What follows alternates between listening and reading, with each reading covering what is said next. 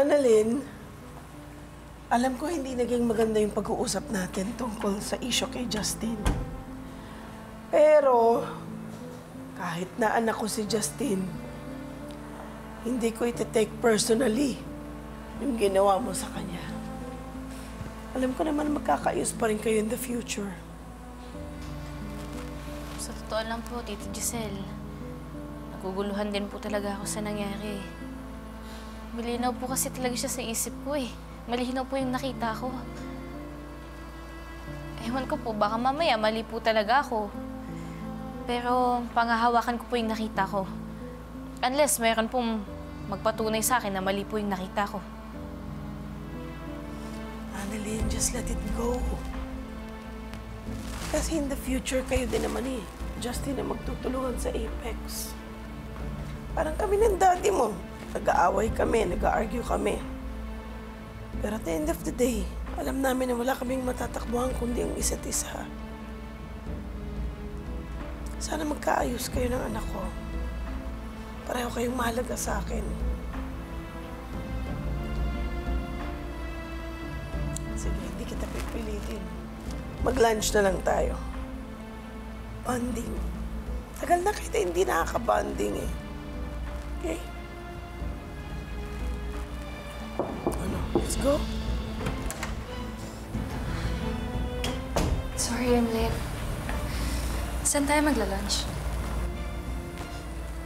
Tara, let's go. Tita Giselle, pasensya na po kayo pero kailangan ko pa po kasi mag-review para po dun sa bago kong case. Mag-OR po kasi ako eh. Next time na lang po. Thank you po sa invite. Sige po na po.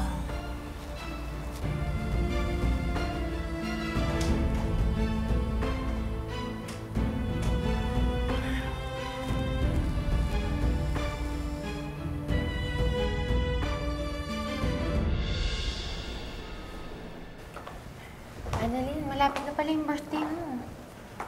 Ano, may plano ka ba? Wala pa eh. Sa totoo lang, pwede namang wala na lang celebration, di ba? Annalyn, ano ka ba? Kailangan natin mag-celebrate. After all that's happened, di ba? Sa bagay, tama ka. Pwede naman mag-celebrate, pero siguro yung simple lang dapat. Basta kasama si nanay, si tatay, tsaka yung mga mahal ko sa buhay.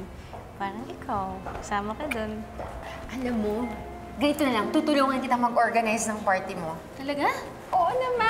Ay, thank you. Magaling ka pa naman dyan. Galing na iisip. Ako rin, Annalyn. Tutulong ako.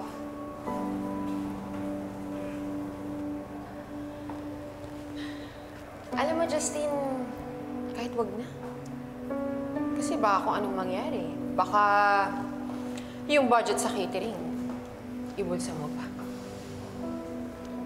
Alam mo, Zoe, wala talagang lumalabas na maganda dyan sa bibig mo, no? So, ano mas maganda? Yung may nawawalang pera sa kumpanya na hindi alam ni Daddy? Zoe, Justine, tama na yan. Justine, pasensya ka na, pero tinanggap ko na yung offer ni Zoe. Tsaka sa totoo lang, di pa rin ako komportable na kausapin ka. So, mas pinaniniwalaan mo tong babaeng to? Justine, nakita ko yung documents. Malinaw sa akin yun. At kung mali naman ako, tatanggapin ko yun eh. Pero hindi eh. Alam ko sa puso ko yung nalaman at nakita ko at panindigan ko yun.